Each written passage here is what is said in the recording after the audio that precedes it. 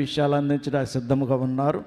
మన ప్రియులు రెవరెండ్ ప్రవీణ్ ఉనిసం గారు దేవుని వాక్యాన్ని అందించవలసిందిగా వారిని ప్రేమతో ఆహ్వానిస్తున్నాం.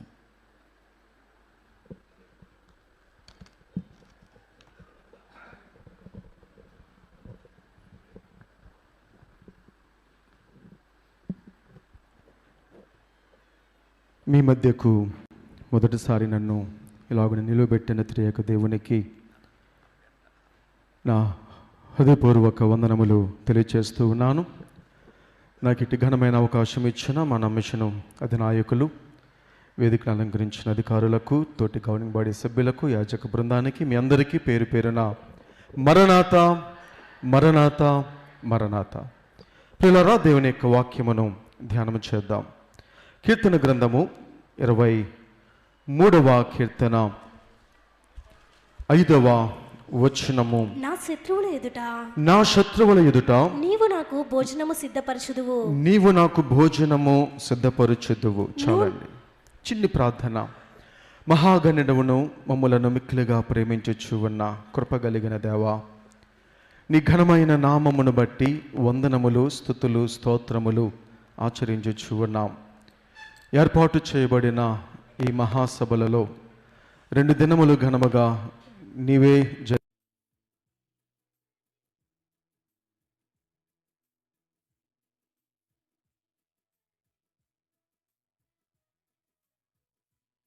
జరిగించిన వాడవై ఉన్నారు. అందుని బట్టి వందనాలు. చివరి దినము వాక్య వర్తమానములో మొదటిదిగా నీ యొక్క సన్నిధానములో మేము నీ వాక్కులు వినగోరి ఆసక్తితో ఎదురు చూచుచు ఉండగా నీ వాక్కులు మాకు దయచేయము. నన్ను మరుగుపరిచి నీ నోటి బోరగా వాడుకొని మీరే మహిమ, ఘనత, ప్రభావం పొందమని వాక్యమయ్యున్నానని సెలవిచ్చిన యేసయ్య నామములో మిక్కిలి వినముతో ప్రార్థన చేయుచున్నాము తండ్రి. ఆమేన్. దేవునిందు ప్రియులారా, దేవుని యొక్క నామమున కూడి వచ్చిన మీ అందరికీ శుభములు కలుగునుగాక. ఆమేన్. ప్రియులారా, కీర్తనల గ్రంథములో ఈ 23వ సంకీర్తన చాలా ప్రాముఖ్యమైనది. బహుశా ఈ కీర్తన మరి అందరికీ కూడా కంఠస్థము అని నేను తలస్తూ ఉన్నాను. క్రైస్తవ సమాజమునకు ఈ కీర్తన గొప్ప ధైర్యమును, గొప్ప నిబ్బరమును, గొప్ప విశ్వాసమును కలిగించే మరి కీర్తన అయ్యుంటూ ఉన్నది. ఈ కీర్తనను మరి భక్తుడు దావీదు గారు రచించిన వారై ఉన్నారు. దైవజనులు దేవదాసయ్య గారు ఈ 23వ సంకీర్తనను గూర్చి తెలియచేస్తూ ఈ కీర్తనకు ఒక పేరు పెట్టిన వారై ఉన్నారు. ఏమిటా పేరు అంటే మెస్సయా కీర్తన. ఇది మాత్రమే కాదు, కానీ భక్తుడు దావీదు గారు రచించిన అనేకమైన కీర్తనలకు దైవజనులు ఈ పేరు పెట్టిన వారై ఉన్నారు. కారణం ఏమిటి అంటే ఈ కీర్తనలో యేసు క్రీస్తు ప్రభువు గొర్రెల నిమిత్తమై తన ప్రాణమును పెట్టిన గొప్ప కాపరిగా ఆయన అభివర్ణించబడిన వారై ఉన్నారు. ప్రియులారా, ప్రభువు తానుగానే సెలవిచ్చిన మాటలు మనము ఎరిగిన వారమై ఉన్నాం. యోహాను సువార్త 10వ అధ్యాయం 11వ వచనములో ప్రభువు నేను గొర్రెలకు మంచి కాపరి అని సెలవిచ్చిన ఆ మాటలనే ఈ కీర్తనకారుడు నా శత్రువుల ఎదుట నీవు నాకు భోజనము సిద్ధపరచుదువు. ప్రియులారా, శత్రువుల ఎదుట భోజనము, ఇది మనకు మరి ఆలోచనకు కూడా లేదా మనకు ఊహలో కూడా తలంపులోనికి రాని అంశము. ఎందుకు అంటే మీలో ఎవరైనా శత్రువులతో కలిసి భోజనం చేస్తారా? మాట్లాడండి. ప్రియులారా, మరి శత్రువులతో నా శత్రువుల ఎదుట నీవు నాకు భోజనము సిద్ధపరచుదువు. ప్రియులారా, ఈ దావీదు గారు ఈ మాట మాట్లాడుటలో మనము ఆయన యొక్క అనుభవాన్ని గమనింపబద్ధులమై ఉన్నాము. ప్రియులారా, ఈ దావీదు గారు అలాగున తన శత్రువులైన వారితో భోజనము చేస్తూ ఉన్నారు. ఈ భోజన పంక్తిలో ఆయన భుజించడానికి గల కారణం ఏమిటి అంటే ఆ యొక్క శత్రువులు అనబడిన వారిని ఆయన ఏం చేస్తూ ఉన్నారు అంటే పూర్తిగా క్షమించగలుగుతూ ఉన్నారు. కాబట్టి ఈ సంకీర్తన యేసు క్రీస్తు ప్రభువారి యొక్క రక్షణకును, ఆయన మనలను మరి కాపరిగా రక్షించటానికి ఆయన ఏర్పాటు చేసిన రక్షణ క్రమమును, అదే రీతిగా ఆయన మరి మనకు అనుగ్రహించిన క్షమాపణను ఈ సంకీర్తన బయలుపరుచుచూ ఉన్నట్లుగా మనము చూస్తూ ఉన్నాం. కాబట్టి ప్రియులారా, ఆ ప్రభువు యొక్క కార్యముల మరి లేదా ప్రభువారి యొక్క కలిగిన ఆ స్థితినే ఈ దావీదు భక్తుడు కూడా తన జీవితంలో ఒక అనుభవముగా కలిగి ఉన్నాడు గనుకనే ఆయన ఈ మాట మాట్లాడగలుగుతూ ఉన్నారు. ప్రియులారా, దావీదు భక్తుని యొక్క అనుభవములో మరి ఈ అనుభవమును మనము గమనించిన వారమైతే చూడండి, 2వ సమూయేలు గ్రంథము 9వ అధ్యాయము 3వ వచనమును మనము చూద్దాం. రాజు యెహోవా నాకు దయ చూపినట్లుగా నేను ఉపకారము చేయుటకు సౌలు కుటుంబములో ఎవడైనా నొకడు శేషించియున్నాడా అని అతని అడుగగా సీబా యోనాతానునకు కుంటికాళ్ళు గల కుమారుడొకడున్నాడని రాజుతో మనవి చేశాను. ప్రియులారా, దావీదుకు చిరకాల శత్రువు ఎవరు అంటే సౌలు మరియు అతని కుటుంబము. ఈ యొక్క మరి దావీదు గారు ఇక్కడ మాట్లాడుతూ సౌలు కుటుంబమునకు రాజు యెహోవా నాకు దయ చూపినట్లుగా నేను ఉపకారము చేయుటకు సౌలు కుటుంబములో ఎవడైనా నొకడు శేషించియున్నాడా. కాబట్టి శత్రువులు కుటుంబములో ఉన్న వారు ఎవరైనా మిగిలిన వారుగా ఉన్నారా? అయితే వారికి నేను ఏమి చేస్తాను అని అంటే ఉపకారము చేస్తాను అని భక్తుడు ఈ దావీదు గారు ఒక వాకబు చేస్తూ ఉన్నట్లుగా ఈ వచనాలలో మనము చూడగలుగుతూ ఉన్నాము. ప్రియులారా, దావీదు కలిగి ఉన్న ప్రేమ, దావీదు కలిగి ఉన్న ఉపకార గుణము, దావీదు కలిగి ఉన్న కనికరమును బట్టి ఆయన ఇలాగున మాట్లాడుతూ ఉన్నారు. చూడండి, ఈ యొక్క 2వ సమూయేలు గ్రంథములోనే 3వ అధ్యాయము 1వ వచనములో మనము గమనిస్తే సౌలు కుటుంబీకులకును దావీదు కుటుంబీకులకును బహుకాలము యుద్ధము జరుగగా దావీదు అంతకంతకు ప్రబలెను, సౌలు కుటుంబము అంతకంతకు నేరసిల్లెను. కాబట్టి ఈ దావీదు కుటుంబానికి సౌలు కుటుంబానికి బహుకాలము యుద్ధము జరుగగా ఇంచుమించు దావీదు యొక్క బాల్యము నుండి కూడా ఈ సౌలు దావీదును చంప ప్రయత్నము చేయుచు ఉన్నట్లుగా మనము వాక్యమును బట్టి ఎరిగిన వారమై ఉంటూ ఉన్నాము. కాబట్టి అటువంటి శత్రు కుటుంబములో శేషించిన వారు అంటే మిగిలిన వారు ఎవరైనా ఉన్నట్లయితే ఆ శత్రువుల కుటుంబములో ఉన్న వారికి నేను ఏమి చేస్తాను అంటే ఉపకారము నేను చేస్తాను అని ఈ భక్తుడు తెలియచేస్తూ ఉన్నట్లుగా మనము చూస్తూ ఉన్నాము. ప్రియులారా, ఒక శత్రువును ప్రేమించగలిగిన హృదయము, ఒక శత్రువును క్షమించగలిగిన హృదయము, ఒక శత్రువును మరి ఉపకారము చేయగలిగిన హృదయము ఎవరైనా కలిగి ఉండగలరా? దైవ గ్రంథములో మనము గమనిస్తే మన కొరకు మనుష్య కుమారుడుగా దిగివచ్చి మన పాపములు తన మీద వేసుకొని మన బదులు మరణించిన క్షమాహృదయము కలిగిన ప్రభువే ఈ లోకములో మరి గొప్ప క్షమాపణ అనుగ్రహించిన వారుగా మనము ఎరిగిన వారమై ఉన్నాం. కాబట్టి ప్రియులారా, అటువంటి ప్రభువు హృదయాన్ని కలిగిన ఈ దావీదు కూడా తన శత్రువును ప్రేమింపగలుగుతూ ఉన్నాడు. అందుకనే సమూయేలు ప్రవక్త సౌలు రాజుతో ఒక మాట అంటారు. ఏమని అంటే, మరి యెహోవా తన చిత్తానుసారమైన మనస్సు గల యొక్కనిని కనుగొనెను అనే మాట.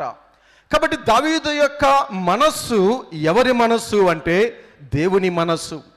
కాబట్టి ఈ దావీదు యొక్క మనస్సు దేవుని మనస్సు గనుక దేవుడు ఏమై ఉన్నారో, దేవుని ఆలోచన ఏమై ఉన్నదో అలాగుననే ఈ దావీదు కూడా తన జీవితంలో అది ఒక అనుభవముగా కలిగి ఉన్నట్లుగా ఈ మాటలను బట్టి మనము గమనించగలుగుతూ ఉన్నాము. కాబట్టి ప్రియులారా, శత్రువులను ప్రేమించగలిగిన హృదయము కలిగిన ఈ దావీదు ఇక్కడ ఎవరికి సాదృశ్యముగా కనబడుతూ ఉన్నారు అంటే, సర్వలోకమును మరి ప్రేమించి సర్వలోకము కొరకు తన ప్రాణము పెట్టిన యేసు క్రీస్తు ప్రభువుకు ఆయన సాదృశ్యమై ఉన్నట్లుగా మరి మనము చూడగలుగుతూ ఉన్నాము. చూడండి, రోమీయులకు రాసిన పత్రిక 5వ అధ్యాయము 10వ వచనమును మనము చూద్దాం. ఎలయనగా శత్రువులమై ఉండగా ఆయన కుమారుని మరణము ద్వారా మనము దేవునితో సమాధానపరచబడిన ఎడల సమాధానపరచబడిన వారమై ఆయన జీవించుట చేత మరి నిశ్చయముగా రక్షింపబడుదము. ప్రియులారా, ఎలయనగా మనము శత్రువులమై ఉండగా,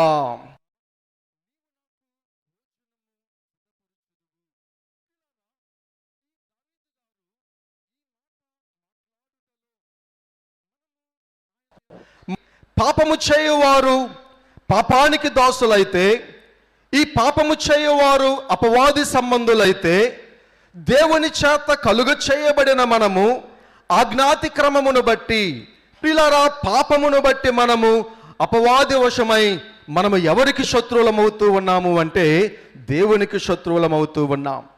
మనము శత్రువులమై ఉండగానే దేవుడే తన కుమారుని పంపి మనలను రక్షించినట్లుగా ఈ మాటలను బట్టి మనము చూడగలుగుతూ ఉన్నాము.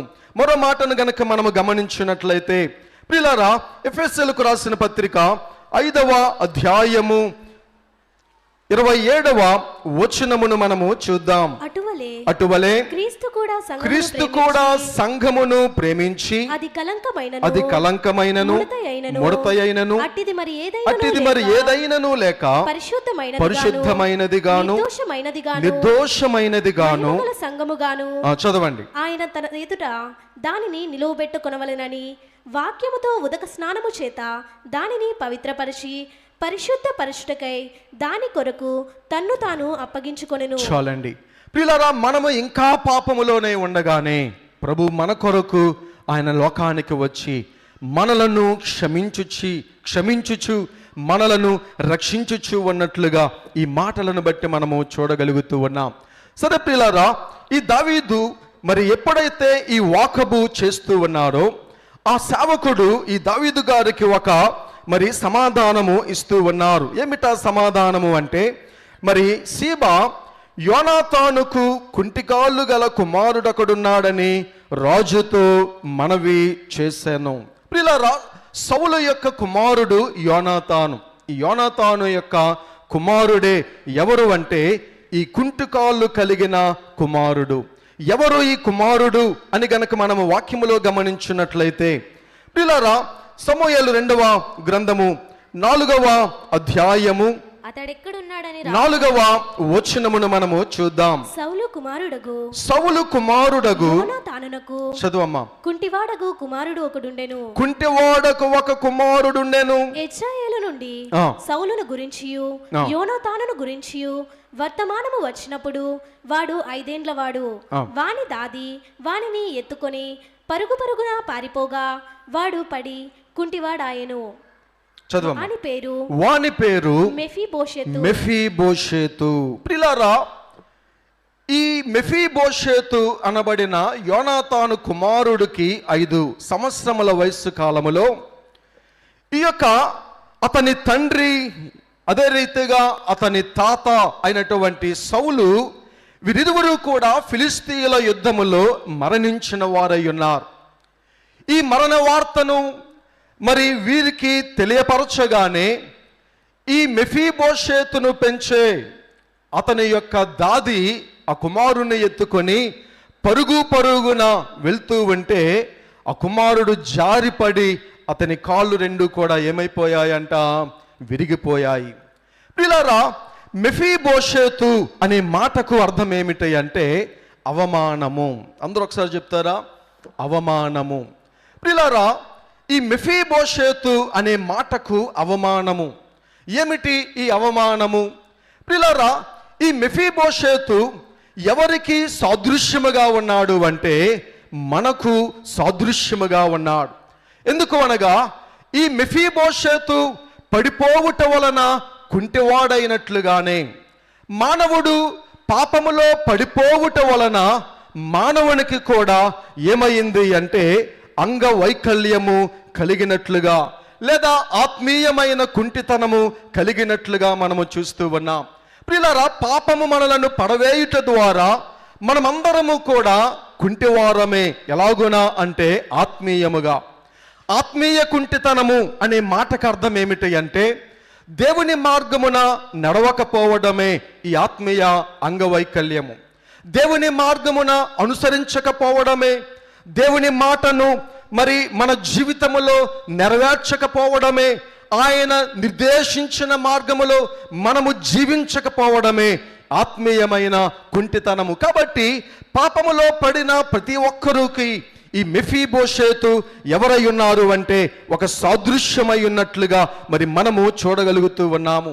ప్రియులారా, కాబట్టి ఈ పాపములో పడిపోయిన మానవుని రక్షించడానికి యేసుక్రీస్తు ప్రభువారు ఈ లోకములో ఉద్భవించిన వారై ఉన్నారు.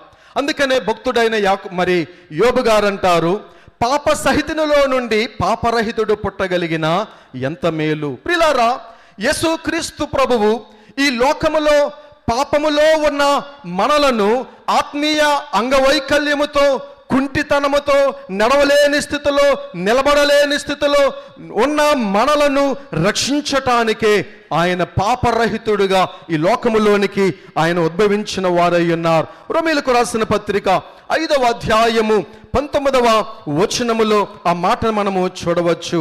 ఏలయనగా ఒక మనుష్యుని అవిధేయత వలన అనేకులు పాపులుగా ఎలాగు చేయబడిరో అలాగే ఒకని విధేయత వలన అనేకులు నీతిమంతులుగా చేయబడుదురు. చాలండి.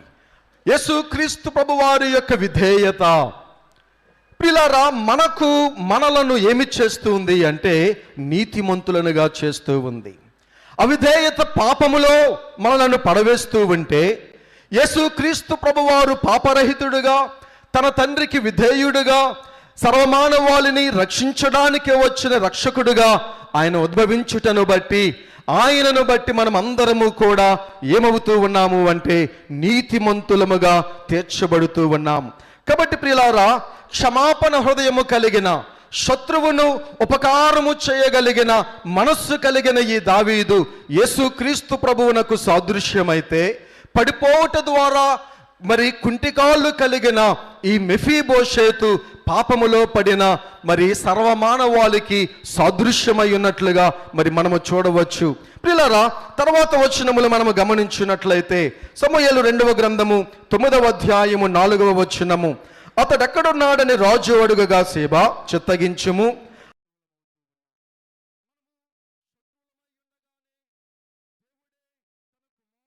ప్రియులారా, ఇతడు లోదేబారు అనే ప్రాంతములో ఉన్నట్లుగా మరి అతడి సేవకుడు అంటే సౌలు యొక్క సేవకుడైన సీబా ఈ దావీదు రాజుకు తెలియచేస్తూ ఉన్నారు. ప్రియులారా, ఈ లోదేబారు యొర్దానుకు తూర్పున బహుదూరముగా ఉన్నటువంటి ప్రాంతము అయ్యుంటూ ఉన్నది. గమనించండి, ఈ మెఫీబోషేతు రాజవంశీయుడే, రాజు యొక్క కుమారుడే, రాజ్యమునకు చెందినవాడే, యెరూషలేములో నివసింపదగిన వాడే. కానీ ఇతడు పారిపోవుటను బట్టి, పడిపోవుటను బట్టి ఇతడు ఏమవుతూ ఉన్నాడు అంటే దూరమైపోతూ ఉన్నాడు. దావీదుకి కూడా బహుదూరమైపోతూ ఉన్నాడు. ప్రియులారా, అలాగునే మన దోషము, మన పాపము, ప్రియులారా, మన అతిక్రమము మనలను ఎవరికి దూరము చేస్తూ ఉన్నది అంటే దేవునికి దూరము చేస్తూ ఉన్నది. ప్రియులారా, యెషయా గ్రంథము 59వ అధ్యాయము 2వ వచనములో మనము గమనించినట్లయితే మీ పాపములు ఆయన ముఖమును మీకు మరుగుపరచెను. చాలమ్మా. కాబట్టి ప్రియులారా, ఇక్కడ మన పాపములు ఎవరి ముఖమునకు మరుగుపరుస్తూ ఉన్నవి? దేవుని ముఖమునకు మరుగుపరుస్తూ ఉన్నవి. కాబట్టి ఇంకా మనము గమనించినట్లయితే అపోస్తలుడైన పౌలు గారు మరి ఎఫెసీయులకు రాసిన పత్రిక 2వ అధ్యాయము 13వ వచనము చూద్దాం. అయినను మునుపు దూరస్తులైన మీరు ఇప్పుడు క్రీస్తు యేసునందు క్రీస్తు రక్తము వలన సమీపస్తులై ఉన్నారు. చాలండి ప్రియులారా, మనము పాపమును బట్టి దేవునికి దూరస్థలమై ఉన్నప్పుడు యేసు క్రీస్తు ప్రభువారు తన రక్తమును మన కొరకు ధారపోయిట ద్వారా మనలను ఇప్పుడు ఏం చేశారంట? సమీపస్తులుగా చేస్తూ ఉన్నారు. ప్రియులారా, ఇక్కడ దావీదు గారు తన పనివారిని పంపి ఆ మెఫీబోషేతును తన యొద్దకు ఆహ్వానించినట్లుగా యేసుక్రీస్తు ప్రభువు ఆయనే స్వయముగా, మరి పనివారిని కాదు కానీ ఆయనే స్వయముగా మన యొద్దకు వచ్చి మనలను తన యొద్దకు ఆహ్వానించుచు ఉన్నట్లుగా మరి మనము గమనిస్తూ ఉన్నాము. ప్రియులారా, ఈ లోదేబారు అనే మాటకు అర్థం ఏమిటి అంటే మేత లేని భూమి అని అర్థము, లేదా ఎండిన భూమి, లేదా శపింపబడిన భూమి అని అర్థము. ప్రియులారా, అనగా ఈ లోదేబారు దేనికి సాదృశ్యముగా ఉన్నది అంటే ఈ లోకమునకు సాదృశ్యముగా ఉన్నది. ఆహారము లేని స్థితి, నెమ్మది లేని స్థితి, ప్రియులారా ఆరోగ్యము లేని స్థితి, కష్టములతో, ఇబ్బందులతో, ప్రియులారా అనేకమైన వ్యాధులతో నిండిన ఈ లోకము ఈ లోదేబారుకు సాదృశ్యమై ఉన్నది. దైవజనులు తెలియచేసినట్లు ఈ లోకము గత్తర లోకము, పాపలోకము, వ్యాధుల లోకము, అవస్థల లోకము, చిక్కుల లోకము, కరువుల లోకము, అపవాది లోకము, అపవాదికి లోబడిన మనుష్యులున్న లోకము అని తెలియచేసినట్లు ప్రియులారా ఈ లోదేబారులో ఉన్న ఈ యొక్క మెఫీబోషేతు మరి ఎలాగున లోదేబారులో ఉన్నాడో అలాగనే ఈ లోకములో మనము కూడా దేవునికి దూరస్థులమై ఉన్నప్పుడు దేవుడే మనలను తన యొద్దకు నడిపించిన వారై, ఆహ్వానించిన వారై ఉన్నట్లుగా మరి మనము చూడగలుగుతూ ఉన్నాము.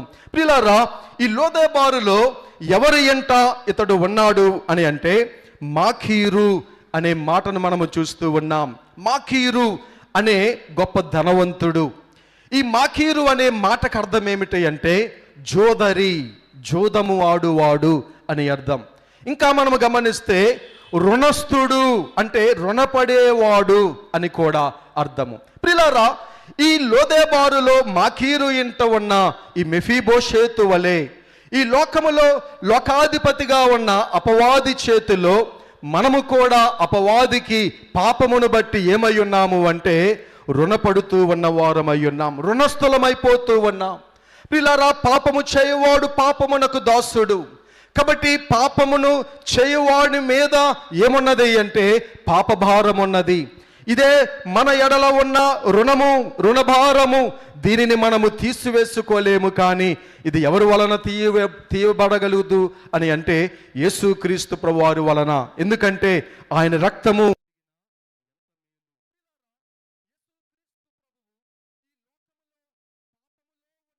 మరి మనకు వెలగా ఇచ్చి మనలను ఆయన సంపాదించుకున్న వారై ఉంటూ ఉన్నారు.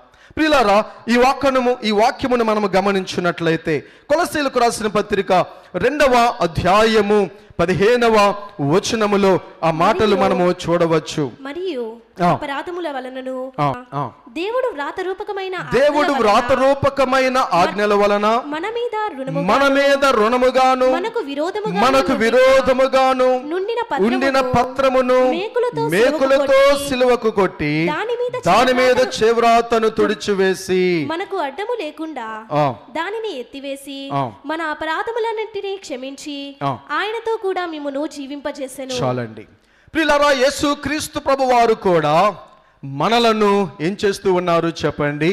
మన రుణభారమును ఆయన తీసివేసి మనకు విరోధముగా వ్రాయబడిన, మనము అప్పు అయ్యున్నాము, రుణపడి ఉన్నాము అనబడిన ఆ వ్రాతను ఆయన కొట్టివేసి మనలను సిలువలో ఆయన మరణించుట ద్వారా స్వేచ్ఛాపరులనుగా మనలను ఆయన చేస్తూ ఉన్న వారై ఉంటూ ఉన్నారు. ప్రియులారా, ఇక్కడ దావీదు యొద్దకు తీసుకొని రాబడుతూ ఉన్నాడు. ఎవరు అంటే ఈ మెఫీబోషేతు. చూడండి 6వ అధ్యాయమును మనము 7వ వచనమును మనము గమనించినట్లయితే అందుకు దావీదు నీవు భయపడవద్దు, నీ తండ్రి అయిన యోనాతాను నిమిత్తము నిజముగా నేను నీకు ఉపకారము చూపి చాలండి. నీవు భయపడవద్దు. ప్రియులారా, ఎందుకు అంటే ఈ యొక్క బాల్యము నుండి కూడా మెఫీబోషేతుకు కూడా తెలుసు మరి మా తాతకు దావీదుకు శత్రుత్వం ఉన్నది అని. ప్రియులారా, ఈ శత్రుత్వమును తరతరములు లేదా బహుకాలము వారి కుటుంబాల మధ్య యుద్ధము జరుగుటను బట్టి దావీదు సముఖమునకు వచ్చిన ఈ మెఫీబోషేతు ఏమవుతూ ఉన్నాడు అంటే భయపడుతూ ఉన్నాడు. ప్రియులారా, ఇక్కడ శత్రువును ప్రియులారా మరి శత్రుశాసము లేకుండా చేయడానికే బహుశా నన్ను తీసుకొని వచ్చుంటాడు అన్న అపోహలో, అపకారము తలపెడతాడేమో అన్న అపోహలో ఈ భయపడుతూ ఉన్న ఈ మెఫీబోషేతుతో మరి దావీదు గారు అంటూ ఉన్నారు, నీవు ఏమవ్వవద్దు అంటే భయపడవద్దు.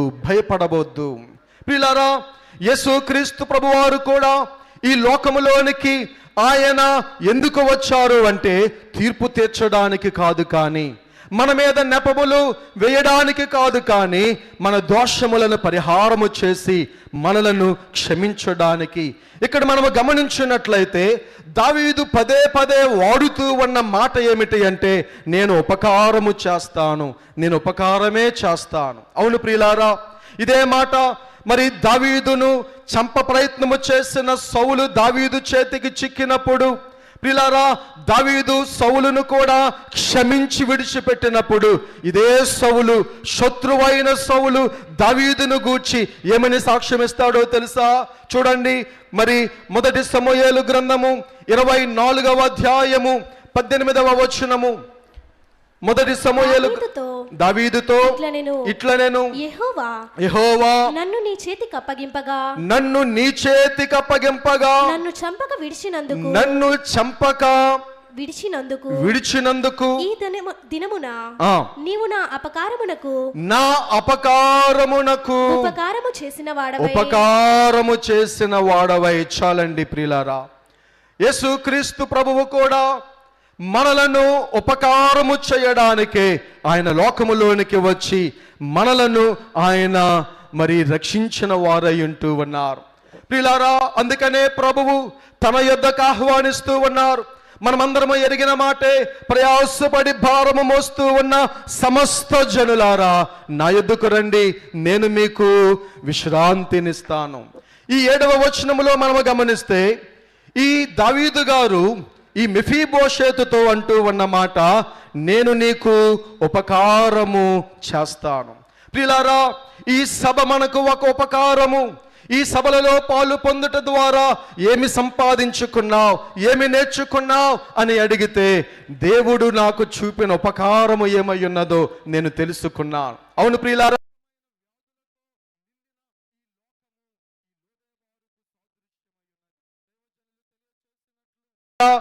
మరి భక్తులు దైవజనులకు దేవుడు మరి బైబిల్ మిషన్ను బయలుపరిస్తే ప్రియులారా, ఆ ఈరోజు అందుకనే బైబిల్ మిషన్ యొక్క ఆధిపత్యము, బైబిల్ మిషన్ ఇంత విస్తరించడానికి గల కారణము దేవుడు అనాదులోనే ఎరిగి దేవుడు బేతేలు గృహమును ఎన్నుకున్న వారై ఉన్నారు. ప్రియులారా, ఈరోజు బైబిల్ మిషన్లో ఈ సభల ద్వారా మనకు కలుగుచూ ఉన్న ఉపకారం ఎంతో. అవును ప్రియులారా, ఈరోజు దేవుడు మనకు ఉపకారము చేయనై ఉన్నారు, ఉపకారమే చేసేవారై ఉన్నారు. ఈ మాటను మనము మరిచిపోకూడదు. 2వ మాటను మనము గమనించిన వారమైతే 7వ వచనములోనే మరి నీ పితరుడైన సౌలు భూమి అంతయు నేను నీకు మరలా ఇప్పింతును.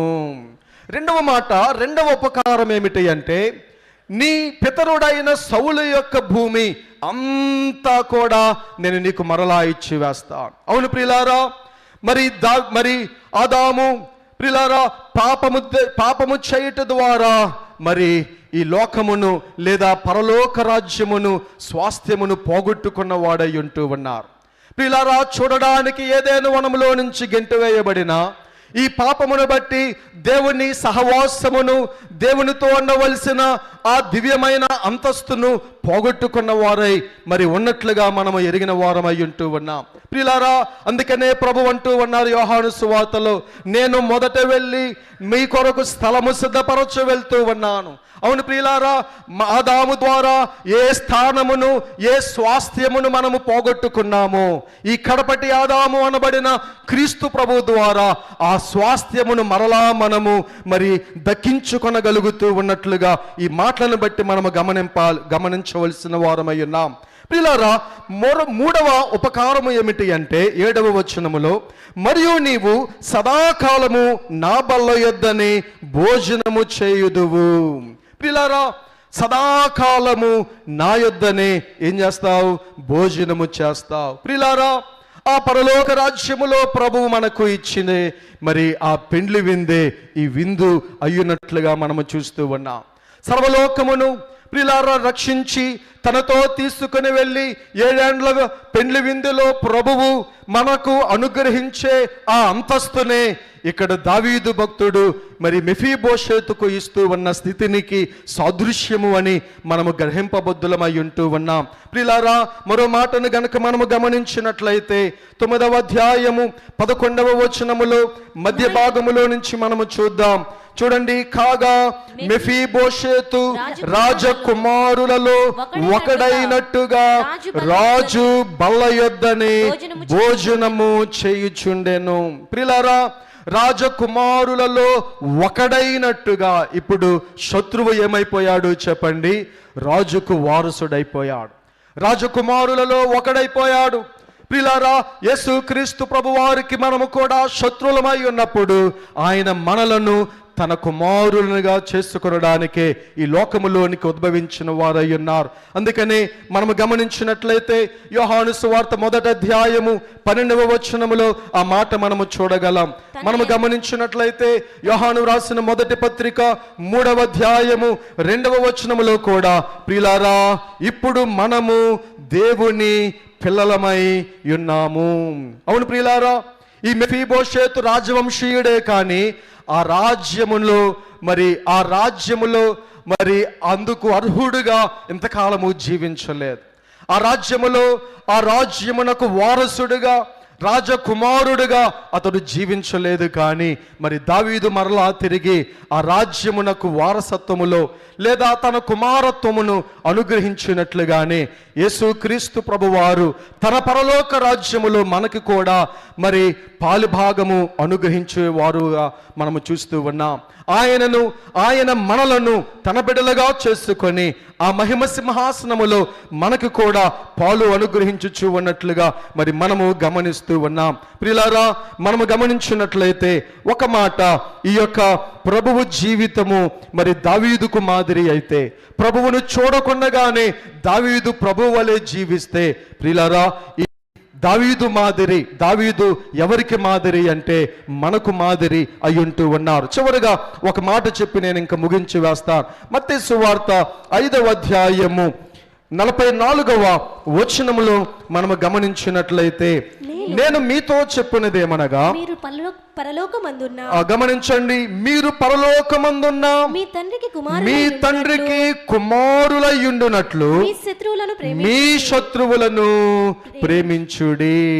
ఇప్పుడు మనము కూడా ఆ పరలోకపు తండ్రికి వారసులమవ్వాలి అంటే, ఆ పరలోకపు పెండ్లి విందులో మనము సదాకాలము ప్రభు బల్ల యొద్ద మనము కూర్చోవాలి అంటే, ప్రియులారా, మనము కూడా ఏం చేయాలంట?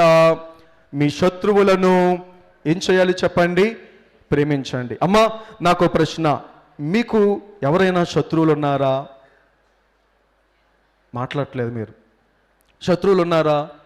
ప్రియులారా, శత్రువులు అంటే ఎవరెవరో ఊహించుకోకండి. చూడండి, వాక్యములో మనము గమనించినట్లయితే మీకా గ్రంథము 7వ అధ్యాయము 6-7 వచనాలు మనము చూద్దాం. మీకా గ్రంథము, కుమారుడు తండ్రిని నిర్లక్ష్య పెట్టుచున్నాడు, కుమార్తె తల్లి మీదికిని. చూడండి, కుమారుడు తండ్రిని, కుమార్తె తల్లి మీదికిని, కోడలు అత్త మీదికిని లేచెదరు. ఎవరి ఇంటివారు వారికే విరోధులగుదురు. కాబట్టి మన శత్రువులు ఎక్కడ ఉంటారమ్మా? భలే, ఇందాక ఎవరు లేరన్నారు? ప్రియులారా గమనించండి, ఈరోజు ఈ సభలలో పాలు పొందుట ద్వారా ఇప్పుడు మనము దేవునికి వారసులం అవ్వాలి అంటే దావీదు వలె మనం కూడా ఏం చేయాలన్నమాట? క్షమించగలగాలి.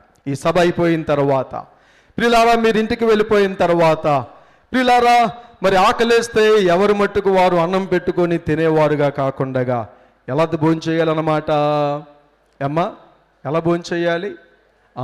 ఇంట్లో వాళ్ళందరితో భోంచేయండి. అందుకనే నా శత్రువుల ఎదుట నీవు నాకు భోజనము సిద్ధపరచుదువు. ప్రియులారా ఇది దావీదు యొక్క అనుభవము. ఈ అనుభవము మన జీవితంలో కూడా మనము కలిగిన వారమై ఉంటే మరి శిక్షింపబడవలసిన ఈ మెఫీబోషెతు ఎలాగున దావీదుకు కుమారునిగా దావీదు రాజ్యములో అతని పితరుల ఆస్తిని సంపాదించుకున్న వాడిగా ఎలాగున చేయబడ్డాడో ఆయన రాజ్యములో మనము కూడా దేవునికి బిడ్డలముగా ఆయన రాజ్య వారసులముగా మనము కూడా చేయబడగలం. అట్టి మాదిరి ఈ వాక్యము వినుట ద్వారా దేవుడు మనకెల్లరికును అనుగ్రహించును గాక. ఆమేన్. నాకు ఇట్టి శ్రేష్టమైన అవకాశం ఇచ్చిన మన మిషన్ అధినాయకులు reverend doctor J Samuel Kiranayya గారికి, మరి వైస్ ప్రెసిడెంట్ అయ్య గారికి, మరి ఈ కార్యక్రమానికి అధ్యక్షులుగా ఉండి జరిగిస్తున్న సెక్రటరీ గారికి, జాయింట్ సెక్రటరీ గారులకు మరొకసారి నా హృదయపూర్వక వందన మరణాతలు. మీ అందరికీ మరణాత మరణాత మరణాత.